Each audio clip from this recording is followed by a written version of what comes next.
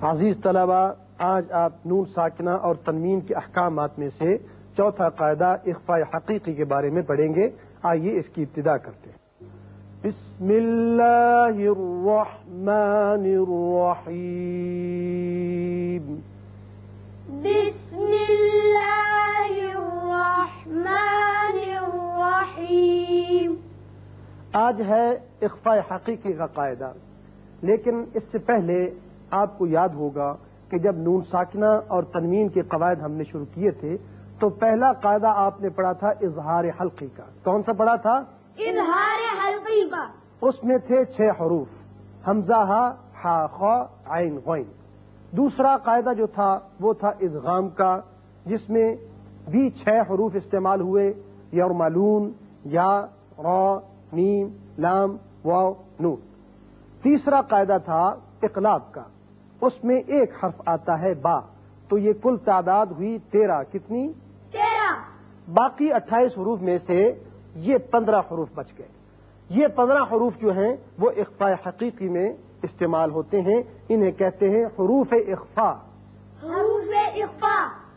اب یہ 15 جب آئیں گے نون ساکن یا تنوین کے بعد تو یہاں آواز نکلے گی اخفاء کی، اور وہ کیسے نکلتی ہے کہ غنے کی مانند۔ کامل غنہ نہیں ہوتا، نہ ہی اظہار ہوتا ہے، اس کے درمیانی آواز ہوتی ہے، لیکن ساتھ ساتھ یاد رکھیے کہ کبھی تو وہ آواز ذرا پر ہو کر آتی ہے، کبھی تھوڑی سی باریک، اس لیے کہ جو حروف مستعلیہ ہیں، موٹے حروف پڑھے جانے والے، جب وہ آئیں گے نون ساکن یا تنوین کے بعد تو وہاں اخفاء ذرا پر ہوگا، اور باقی جو حروف باریک ہیں جب وہ آئیں گے تو وہاں اخفاء بھی تھوڑا باریک ہوگا۔ حروف مستعلیہ میں سے یہاں 5 ہیں، ایک صاد ہے، قاف ہے، طا ہے، ضاد ہے اور ظا ہے، یہ 5 ہے۔ باقی 2 آپ حروف اظہار میں پڑھ چکے ہیں۔ باقی جتنے یہ ہیں یہ جب آئیں گے تو آواز ذرا سی پتلی ہوگی۔ اب یہ حروف اخفاء 15 کون کون سے ہیں؟ صاد، صاد، ذال، ذال، فا، فا، کاف، کاف، جیم، جیم، شین، شین، قاف، قاف، سین، سین، دال، دال، طا، طا، زا، زا، فا، فا، تا، تا، ضاد، ضاد، ظا۔ وا۔ اب آپ ان کی مثالیں دیکھ لیں، نون ساکن کی مثالیں ایک کلمے میں، ایک کلمے بھی آتی ہیں نون ساکن کی مثالیں، 2 کلموں میں بھی ہوتی ہیں، اور تنوین کی ہمیشہ ہی 2 کلمے میں ہوتی ہیں۔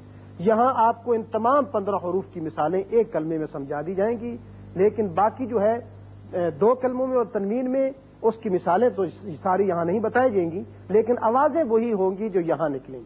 جیسے صاد نون ساکن کے بعد آ جائے ینصرکم، ینصرکم۔ یہاں دیکھیے نون پر آپ نے آواز تھوڑی سی گول کر کے موٹی سی نکالی ہے، وہ صاد کی وجہ سے، صاد حروف مستعلیہ میں سے، ینصرکم۔ ینصرکم۔ اب زال باریک پڑا جاتا ہے، یہاں اس کی مثال یوں ہوگی منذرون۔ منذرون۔ سا بھی باریک ہے، منصورن۔ منصورن۔ انکالن۔ انکالن۔ کاف، یہاں نون کا جو آپ اخفاء کریں گے تو تھوڑا سا غننے کی طرف زیادہ مائل ہوگی آواز، انکالن۔ انکالن۔ اسی طرح جیم پر انجیناہ، انجیناہ۔ یعنی یہاں جب بھی اخفاء آئے تو جلدی سے نون ادا نہیں کرنا ورنہ وہ اظہار ہو جائے گا۔ اخفاء کے معنی ہے کہ ایک الف کے برابر آواز کا ٹھہراؤ کرنا۔ شین کی مثال ينشئ۔ ينشئ۔ قاف حروف مستعلیہ میں سے ہے، ينقضون۔ ينقضون۔ یہاں اخفاء کی آواز تھوڑی سی موٹی ہوئی، من سأته۔ من سأته۔ اندادا۔ اندادا۔ فانطلقوا۔ فانطلقوا۔ اب دیکھیے یہاں ان تھا، یہاں فاؤں تھوڑی سی آواز پر ہو کر نکلی تو کی وجہ سے، جو کہ موٹا پڑا جاتا ہے. فانطلقوا، فانطلقوا، زا کی مثال منزلا، منزلا، فا کی مثال فانفروا. فانفروا. یہاں نون ساکن کے بعد جب فا آ جائے تو یاد رکھیے جب اس کو ادا کریں تو ایک دانت اوپر والا تھوڑا سا نچلے ہونٹ کے ساتھ لگے گا. فانفروا. فانفروا. آپ دوبارہ توجہ کے ساتھ میرے چہرے پر غور کیجئے. فانفروا. فانفروا. شاباش. تا باریک پڑا جاتا ہے. منتہون، منتہون. یہاں ضاد اور ضا یہ دونوں حروف مستعلیہ میں سے ہیں جو پر پڑے جاتے ہیں. یہاں اخفا بھی تھوڑا سا پر ہوگا. معبود، معبود. ينظرون، ينظرون، ينظرون. ينظرون.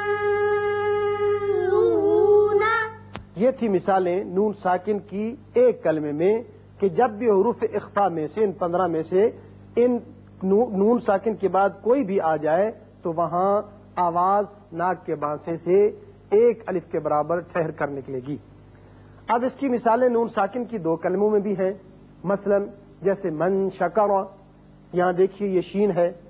اب من ایک کلمہ ہے، شکر دوسرا کلمہ ہے، لہذا یہاں نون پر اسی طرح اخفا ہوگا جیسے یہاں آپ نے ینصرکم پر کیا تھا. تو ہم پڑھیں گے من شکر. من شکر. اور تنوین کی مثال ہمیشہ 2 کلموں میں آتی ہے. جیسے مبارکن طیبہ، یہاں طا ہے. اب مبارکن ہے، تنوین ہے اوپر، ایک کلمہ ہے، دوسرا طیبہ ہے، لہذا یہاں اسی طرح اخفا کریں گے. مبارکن طیبہ. مبارکن طیبہ. تو یہ تھی مثالیں حروف اخفا کی. نون ساکن اور تنوین کے بعد اگر ان میں سے کوئی آ جائے تو وہاں ایک الف کے برابر آواز ناک کے بانسے میں سے ہوتی ہوئی ٹھہراتے ہیں، اور اسی کا نام ہے اخفا کرنا. اللہ تعالی ہمیں اسے صحیح یاد رکھنے کی اور پڑھنے کی توفیق عطا فرمائے.